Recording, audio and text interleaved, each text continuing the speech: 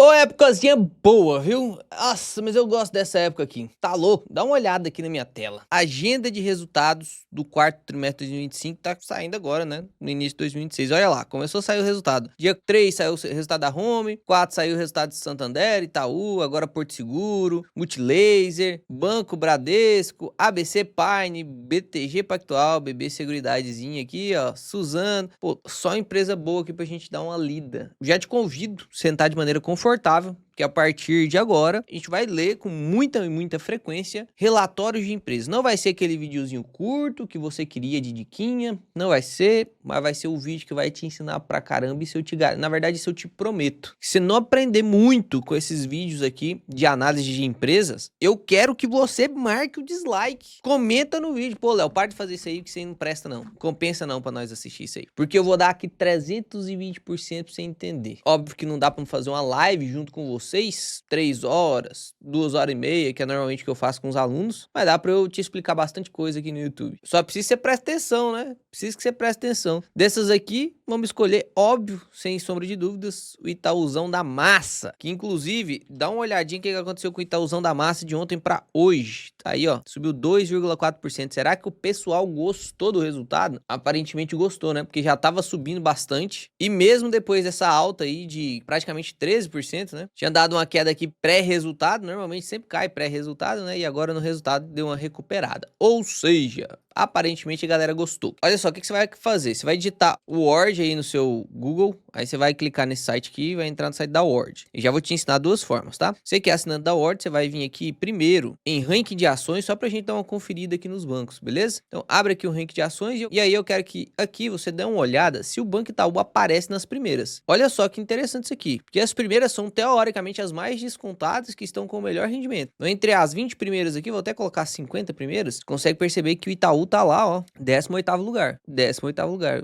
e Tube 3, certo? Inclusive Itaúzinha também tá aqui. E você percebe que não tem nenhum outro banco por aqui, né? Tem BR Part, que é um banco de investimentos, mas fora esses, não tem nenhum outro banco aqui. Quando a gente vai pra abinha aqui só de bancos, a gente consegue ver que o que passa, o banco realmente que passa nos filtros da GD, que aqui você pode colocar os filtros, né? Mas os que passam no filtro da GD é realmente só Itaú. E aí, se a gente tira os filtros, limpamos os filtros para pegar tudo, a gente consegue ver todos os bancos ranqueados através do ranking da GD, só que tirando as exigências mínimas. E aí, o que a gente espera? Pô, se eu sou muito exigente e só sobrou o Banco Itaú ali para mim, na minha exigência da GD, né, nos rankings da GD, não tem como te explicar aqui, né, porque eu preciso que você estuda, sei lá, uns 300 aulas para você entender. 300 aulas? Na mentoria tem 500 aulas, pra você ter noção. Mas o que você espera? É que se eu tô muito exigente a ponto de só um banco aparecer na lista de bancos, quando eu tiro essas exigências, teoricamente, vai ter muitos outros bancos acima dele. Afinal, por ele preencher vários critérios de exigência, teoricamente ele deveria ser mais caro, né? Pois é. E olha só que loucura. Quando eu tiro aqui os filtros, entra o Base aqui na frente de Itaú, mas logo depois é Itaú. Olha que doideira, cara. E logo depois é Itaú. Depois vem os outros bancos, ó, o Banco do Brasil lá embaixo. Então faz sentido a gente dar uma lida em Itaú, né? Você clica aqui, ó, e vai aqui pro RI da empresa, já vai logo jogar para você aqui, para relação dos investidores com o Banco Itaú. Ah, Léo, mas eu não sou assinante da Word. É louco, né? Você não é assinante da Word porque você é louco. Porque isso aqui vai te ajudar pra caramba a analisar suas empresas, seus fundos imobiliários. Mas tem um jeito, é fácil também.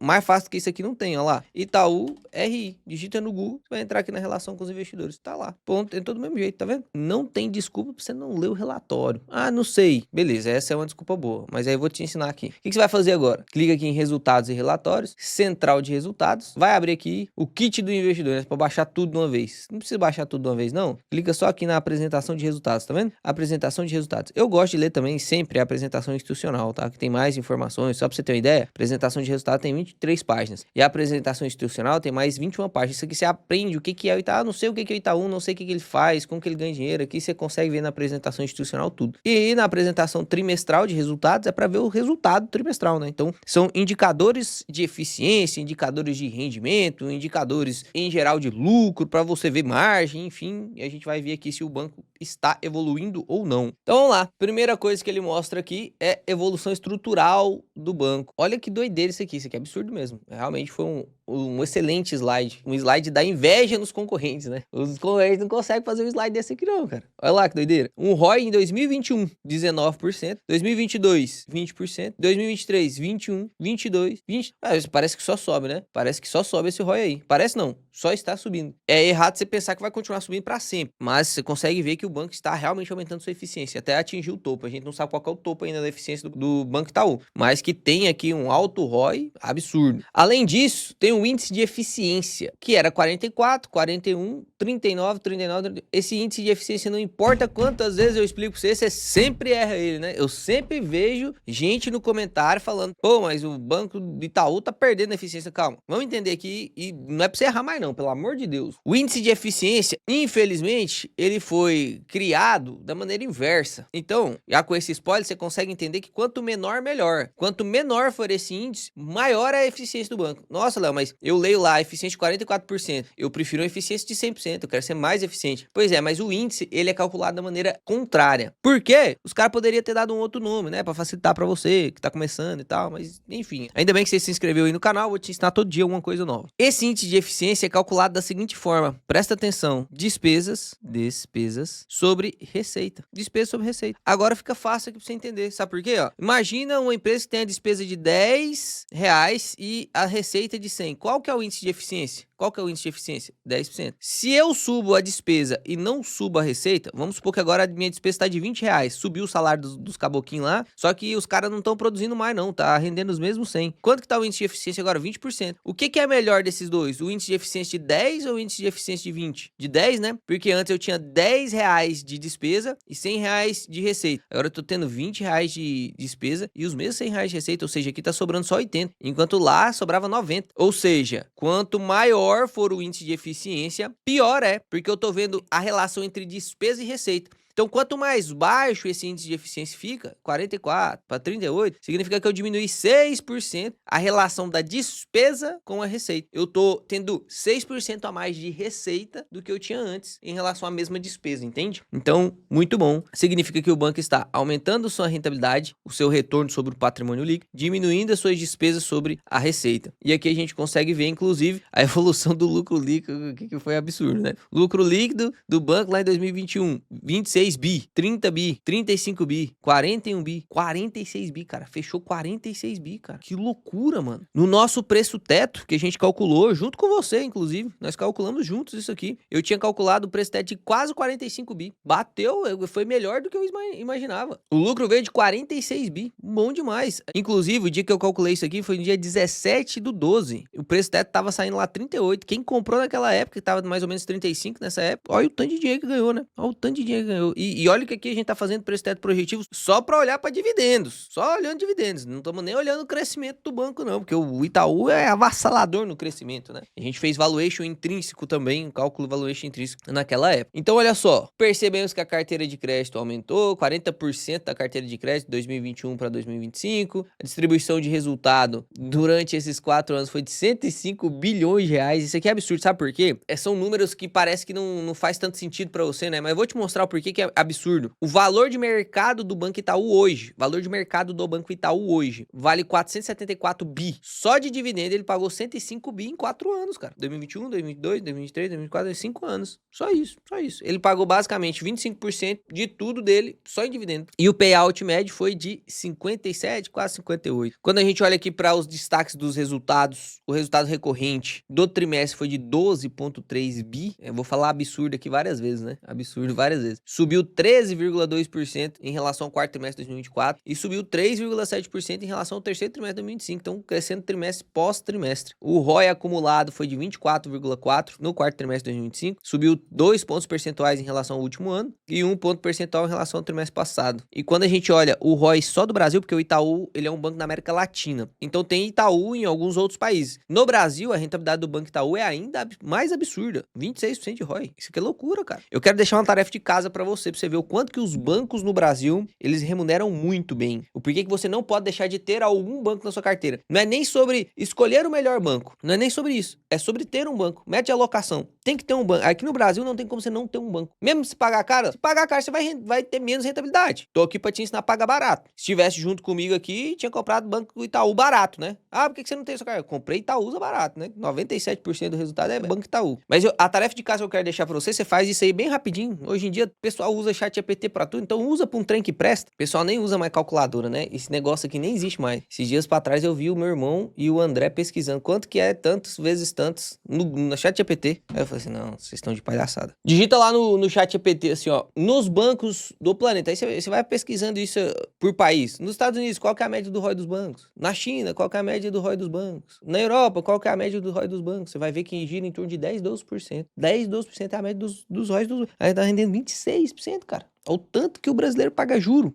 Paga juro, os caras estão financiando agora. 15% de taxa de juro, estão lá financiando, estão nem aí não. Louco, cultura absurda a cultura aqui do brasileiro, né? Tem que ter uma casa própria a qualquer custo, mesmo que custe 30 anos da sua vida, loucura. Carteira de crédito está de 1,4 trilhão, ultrapassou o Banco do Brasil. O Brasil tinha uma carteira de crédito maior que o Banco Itaú, agora o Banco Itaú tem uma carteira de crédito maior, né? Cresceu, o Banco do Brasil teve que reduzir carteira de crédito e o Banco Itaú tava, né, correndo. Margem financeira com os clientes, isso aqui é um dos indicadores mais importantes dos bancos. Inclusive eu passo uns 20, 30 minutos explicando sobre como que funciona essa margem financeira bem certinho, né, bem bonitinho, como que funciona para os alunos. Se eu não me engano, eu disponibilizei essa live para os membros, hein? Se eu não me engano, deixa eu ver aqui. Eu disponibilizei aqui, ó, uma live de como analisar bancos, né? Não foi a live inteira, mas foi grande parte dos indicadores ali que eu ensino para os alunos. Tá tudo aqui. Se você não é membro ainda, só essa live aqui vale 1 ano de membro, porque o membro é R$7. O YouTube ainda fica com a metade. Olha isso aqui. Uma coisa importante também. O banco, como que o banco ganha dinheiro? Ele ganha dinheiro emprestando dinheiro dos outros, né? Então, eu vou lá, entrego R$100, ele pega esses R$100, tem um parte de depósito compulsório, aí a outra parte ele pode emprestar, aí ele empresta essa parte, ele faz lucro com essa parte do dinheiro que ela emprestou, devolve o dinheiro para quem pegou emprestado, no caso, para mim, devolve os meus R$100 e fica com 2, 3, R$5 de lucro ali do spread do crédito. Então, ele pega emprestado de você a 10%, você coloca lá para render CDI lá, né, 100% CDI. Então, 15% ele pega emprestado a você e empresta pro Joãozinho doido lá, com 50%, 30%, 49%, 20%, entende? Essa diferença vira lucro pro Banco Itaú. É óbvio que ele corre risco do Joãozinho não pagar. E ele vai ter que te honrar, né? Senão vai ser liquidado, igual o Banco Master. Mas dá dinheiro. Só que não é só isso. Além disso, além dessa parte de spread de crédito, que é justamente essa parte de margem financeira aqui, né? Explico melhor lá na live. Tem a parte de serviços e seguros também. O banco não é só empréstimo. Tem vários tipos de serviços. E a gente vai falar um pouco mais sobre isso aqui nesse relatório, tá? A ente de eficiência a gente já tinha falado ali em cima. A carteira de crédito, pessoas físicas, quanto que tem de carteira de crédito aqui de pessoa física. Grandes empresas, micro, pequenas empresas. Então você percebe que é um banco que tem realmente uma boa diversificação, né? Dos 1,4 tri, meio trilhão é em pessoa física. O outro meio trilhão é em grande empresa, aí fica pequenas empresas. E o restante ali na América Latina, né? No Brasil mesmo é 1,2 tri. É mais 257 bilhões de carteira de crédito na América Latina dá 1,4 trilhões de reais emprestado. É doideira, né? O banco consegue girar dinheiro pra caramba. Ó, cartões de crédito aumentou pra caramba, consignado aumentou pra caramba, maior banco privado em crédito imobiliário. Isso aqui é médio, pequenas e microempresas, também cresceu pra caramba, carteira de crédito. Você percebe que a carteira de crédito tá crescendo em tudo, né? Em cartão de crédito, consignado, em crédito imobiliário, em empréstimo para pequena, média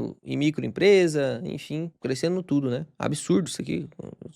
São uma máquina. Tem que respeitar os caras. Você pode não ter Banco Itaú na carteira, e nem Itaúsa, mas tem que respeitar os caras do Itaú, cara, que os caras são bons. Que mostra a margem financeira com os clientes. Ó, operações sensíveis a spread que mostrei pra vocês, né? Aumentou um pouquinho a margem financeira. Essa margem financeira vai virar lucro líquido depois, né? Então, essa margem financeira é uma parte da receita. Aqui ele mostra a margem financeira com o cliente e a margem financeira com o mercado. Explico lá na live, que senão vou demorar demais aqui pra eu explicar. Mas basicamente é a receita que ele consegue fazer através de spreads. Um com o cliente, você aqui, né? Eu sou Itaú, você é o cara que usa o cartão de crédito ou pega dinheiro emprestado. E o mercado é literalmente investimentos do próprio banco, tá? Mas eu ensino com mais detalhes na live lá. Então aqui no Brasil é a parte que ele mais faz dinheiro, né? Um pouquinho na América Latina. E o hedge de índice de capital é a proteção que eles fazem. E aí realmente dá esse negativinho aí. Então tá tudo certo. Aqui é a receita de serviços e resultado de seguros. Olha lá. Olha que bonito. No quarto tri, ó. 3,5 bi, tá em bilhões, tá? 3,5 bi de cartão, 0,7 de conta corrente. Ah, Léo, então a conta corrente é um serviço? É um serviço. Você paga lá R$ 40 pra manter sua conta. Isso é um serviço do banco. Não é que ele tá te emprestando dinheiro, ele tá ganhando dinheiro com empréstimo de dinheiro. Não, é só. Isso aqui é só do cara ter a conta corrente, cara. Você entende isso aqui? São 700 milhões de reais que o Itaú ganha de receita só com o cara tendo conta lá, mano. Operações de pagamento, administração de recursos, taxa de administração. Você vai lá e coloca no fundo lá do próprio Banco Itaú, né? Um fundo multimercado, um fundo de renda fixa. Eles ganham taxa de administração sobre isso. Eles estão ganhando dinheiro, não é porque você está emprestando dinheiro para eles, não. Eles estão te prestando um serviço. Então eles ganham dinheiro pelo serviço. Consegue ver aqui que gerou 12,6 bi de receita de serviço. Aí resultado de seguro, previdência e capitalização, 3 bi, lá 15,6 bi. Muito, né? Representa um grande volume da receita. Administração de recursos, olha lá o quanto subiu,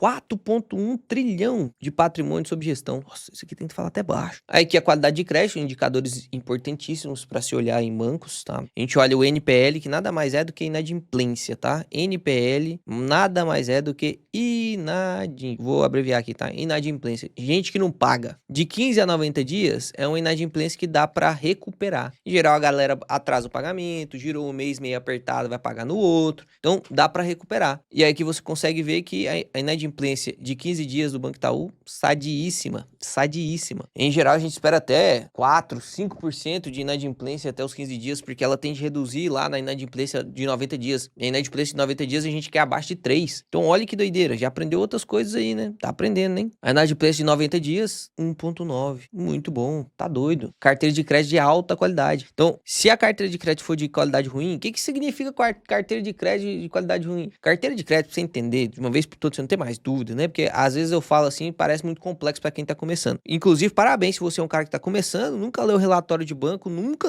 e tá aqui nesse vídeo até agora, porque aí é só pra quem quer aprender mesmo, né? E se você tá aqui mesmo sem entender muita coisa, cara, faz isso com os próximos 10 vídeos que você vai aprender muito rápido. Você vai acumular um conhecimento que eu demorei 3, 4 anos pra conhecer em 2, 3 semanas, eu te garanto. Então, carteira de crédito nada mais é do que as pessoas pra quem eu empresto dinheiro. Então, vamos supor que eu emprestei R$ 100 pro João, R$ 100 pra Maria, R$ 100 pra Madalena, R$ 100 pra Sara. Então, eu emprestei R$ 400 no total. A minha carteira de crédito é de R$ 400, porque eu emprestei R$ 400 pra cada um deles. E os clientes dessa minha carteira são o João, a Maria, a Madalena, a Sara. Aí eu chamo isso de carteira de crédito. As pessoas pra quem eu empresto dinheiro. São os meus clientezinhos de empréstimo. E quando eu falo que a carteira de crédito tem qualidade ou não tem qualidade, significa sobre a capacidade de pagamento desses clientes. Então eu emprestei pro João, pra Maria, pra Madalena e pra Sara, e todos são bons pagadores. A inadimplência é muito pequenininha, ou seja, todo mundo honra com seus pagamentos, só aquele linha ali que não paga. Então isso significa que a carteira de crédito é boa, tem boa qualidade. Se os caras lá, o Joãozinho não paga, a Madalena atrasa, a Sara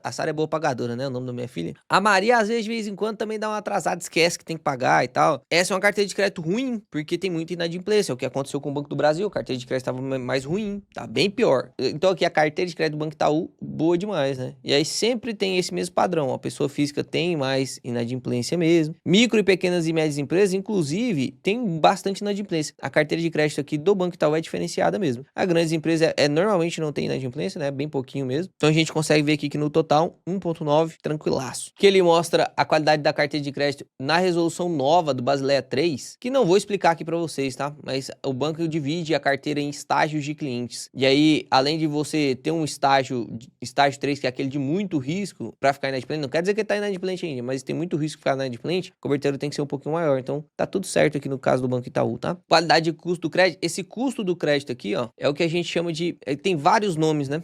Eu sei que complica um pouco sua vida, mas o Santander vai chamar de um jeito, o Bradesco vai chamar de outro, o Banco do Brasil vai chamar de outro. E, na verdade, é tudo a mesma coisa. Por exemplo, PCLD é saldo provisionado para devedor duvidoso. PDD, provisão para devedor duvidoso. Custo de crédito, que é o custo de você emprestar, que nada mais é do que a provisão para devedor duvidoso. Então, tudo isso aqui é a mesma coisa, tá? Tudo isso aqui é a mesma coisa. Então, o custo de crédito nada mais é do que o percentual da carteira, ó, o custo analisado dividido pela carteira. Percentual da carteira de crédito que eu tenho que deixar guardado para poder cumprir com o Basileia 3. Qual que é o Basileia 3? É uma lei do Banco Central que ele fala assim, ó, banco, se tiver devedor duvidoso aí na sua carteira, se chegar no estágio 3, você tem que pegar um pouco do seu dinheiro, do seu capital e deixar isso guardado como provisão, porque se eles não pagarem e as outras pessoas quiserem vir sacar o dinheiro, você vai ter que honrar com isso. Então você tem que ter um dinheiro guardado. Esse saldo ele fica provisionado. Nada mais é do que a possibilidade de perda desse dinheiro. Eu emprestei lá 9 bilhões para algumas pessoas e eles não me pagaram. Eu perdi esse dinheiro, não tem o que eu fazer. Se os caras não pagam, eu tento renegociar, eles não pagam e não pagam de jeito nenhum, perdi o dinheiro, entende? Esse é o risco do banco, não receber. E basicamente esse é o custo do crédito do banco. Além do que ele tem que pagar de juros para quem ele pega emprestado, ele tem que cumprir com esse risco que ele tem, e isso é só dos bancos, de realmente um devedor não pagar. Então, você consegue ver aqui que 2,6% da carteira tá como custo de crédito. Não é algo absurdo, tá? Não é algo absurdo. Inclusive, tá bem menor do que todos os outros pares. Pelo tamanho da carteira de crédito, tá bem menor do que o dos outros pares. Compara para você ver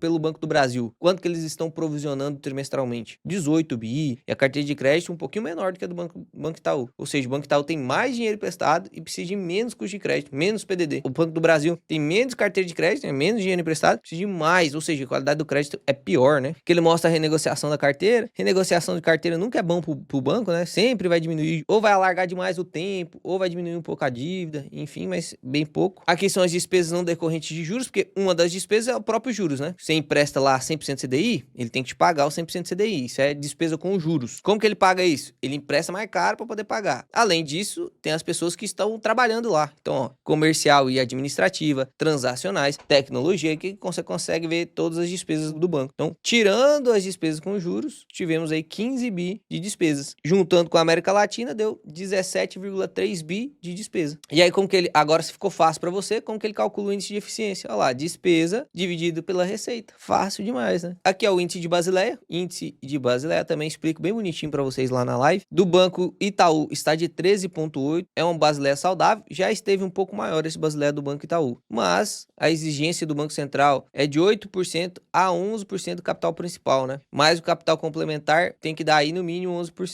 Ou seja, está bem acima da exigência do Banco Central. Quanto mais acima, mais seguro o banco está. Quanto mais abaixo, menos seguro o banco está. Léo, isso aqui quer dizer que indica risco? Não, porque eu também não quero um índice de Basileia de 50%. Significa que eu não estou emprestando todo o dinheiro que eu posso emprestar. Aí, para você entender isso, você tem que assistir a live lá, para você entender bem certinho o que é o índice de Basileia. Mas isso aqui é um percentual da minha carteira livre de risco, né? É como se fosse o livre de risco, o capital principal. São créditos de ótima qualidade. É o patrimônio líquido do banco, é a reserva de lucro do banco. Isso aí precisa estar numa qualidade maior do que o resto da carteira de crédito. Não necessariamente não pode estar emprestado, pode estar emprestado também, tá? Mas tem que ter uma qualidade maior. Tem que estar guardado ali, por exemplo, no tesouro, tem que estar guardado num lugar que tem liquidez, tá? Então, quanto maior esse número, significa que tá indo menos dinheiro para carteira de crédito. Se tá indo menos dinheiro para carteira de crédito, normalmente eu faço menos receita financeira, né? A margem financeira lá, né? Então, eu não quero o Basileia nem muito baixo para não correr risco. Por exemplo, o Banco Will. Lembra lá do Banco Will que eu nem cheguei a gravar vídeo para vocês, né? Porque, pelo amor de Deus. Mas o Banco Will,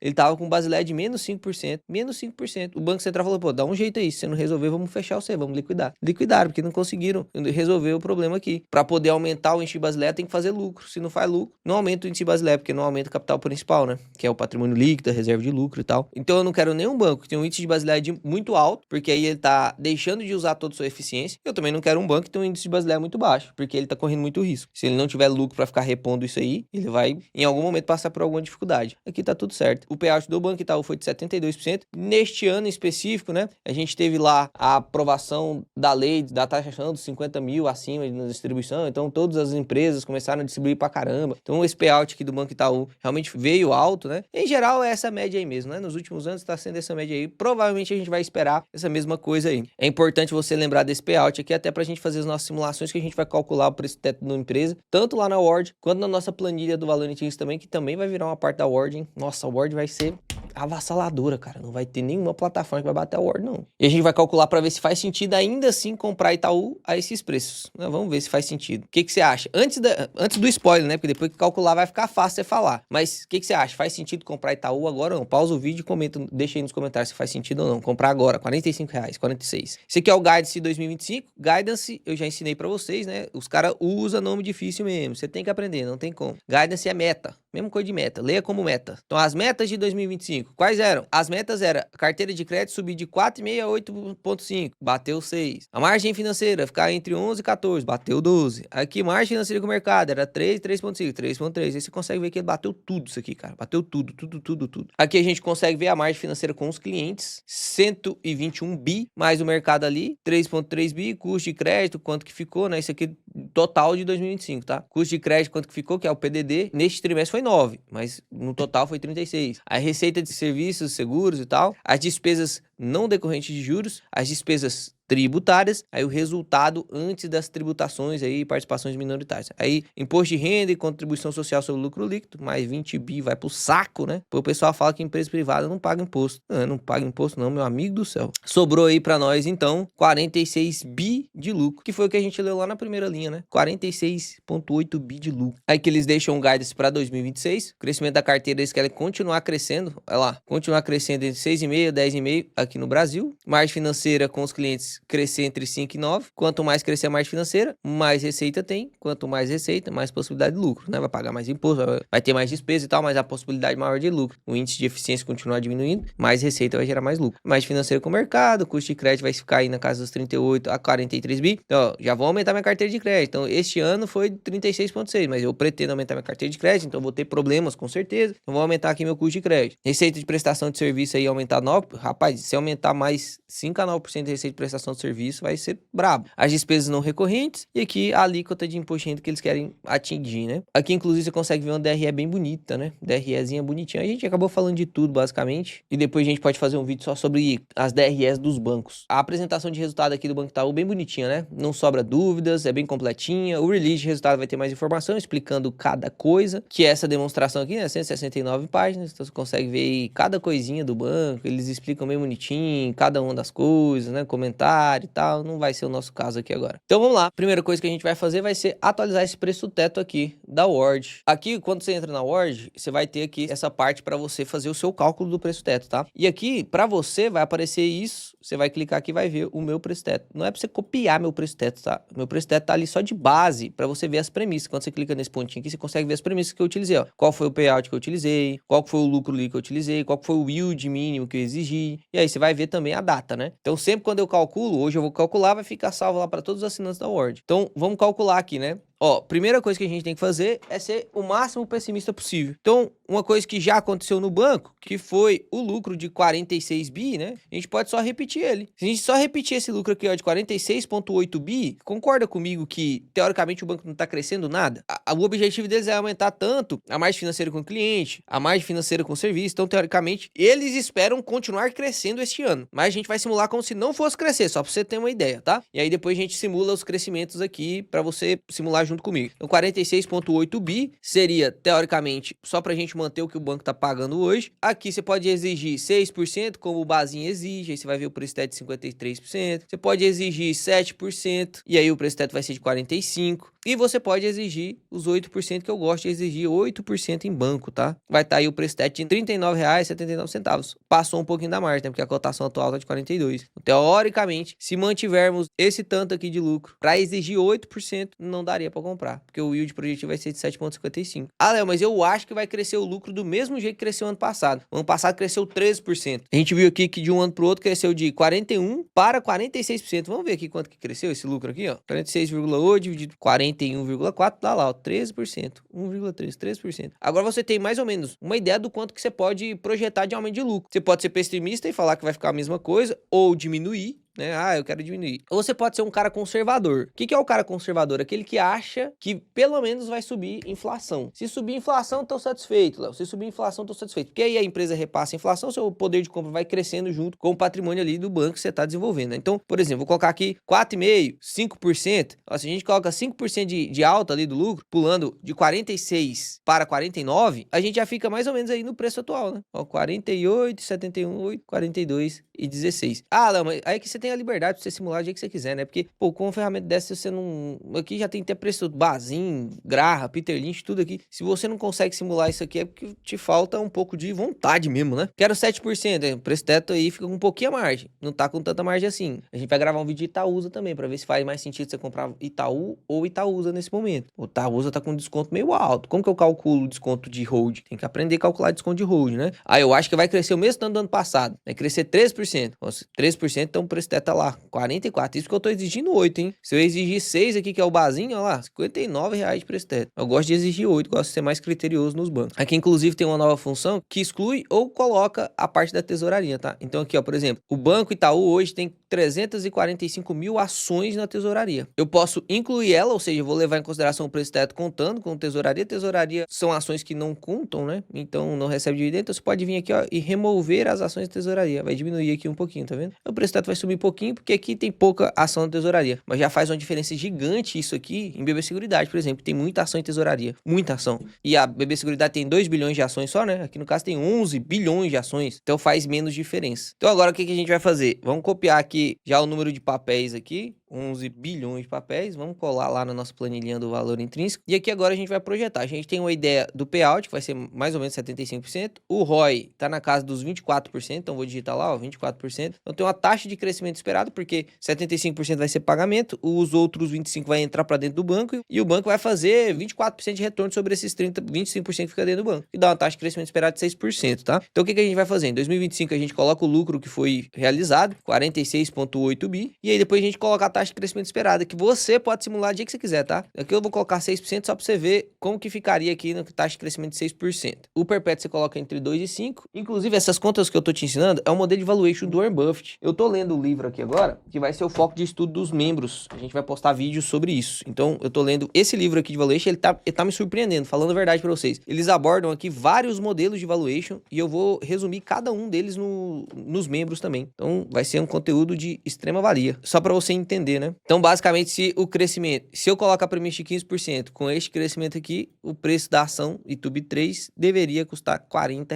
Ah, Léo, mas eu acho que vai crescer mais, 8, 10%, depois vai cair para 6. Aqui você pode brincar, você pode ser feliz. A premissa que eu coloquei taxa Selic, quero colocar a média da taxa Selic. Pode ser feliz do jeito que você quiser aqui, meu amigo. A premissa eu tento ser mais restritivo mesmo, porque senão a gente vai investir em qualquer tipo de empresa, que o Brasil, em geral, ele é descontado. Beleza? Eu espero que você tenha entendido como que o banco ganha dinheiro, o lucro dele. Você consegue perceber que bancos que são muito bons, BTG, Banco Itaú, você não vai ter muita margem para investir. Você não vai ganhar lá 20% de margem para poder investir. Quando isso acontece, é pouco tempo. O Banco Itaú ficou pouco tempo R$ 35, pouco tempo 38. Naquele momento tinha margem. Aí ou você tinha que comprar Itaú, se você quisesse posição Itaú, ou comprar Itaúsa para aproveitar o desconto que estava alto lá naquela hora também e ter exposição ao resultado do Itaú. São os riscos diferentes. Agora, se você fica vacilando, não tem reserva de oportunidade, né, que faz parte da vida também, se você está construindo patrimônio, às vezes você não tem reserva de oportunidade, tá começando agora, mas não fique desesperado para investir depois que o negócio sobe. Não fique desesperado. Faça seus cálculos, beleza? Espero que vocês tenham gostado desse vídeo. Se gostou, já deixa aqui embaixo qual é a próxima empresa que vocês querem que eu dê uma olhada. Vem com Deus, Papai do Céu abençoe vocês. Até o próximo vídeo que será excepcional.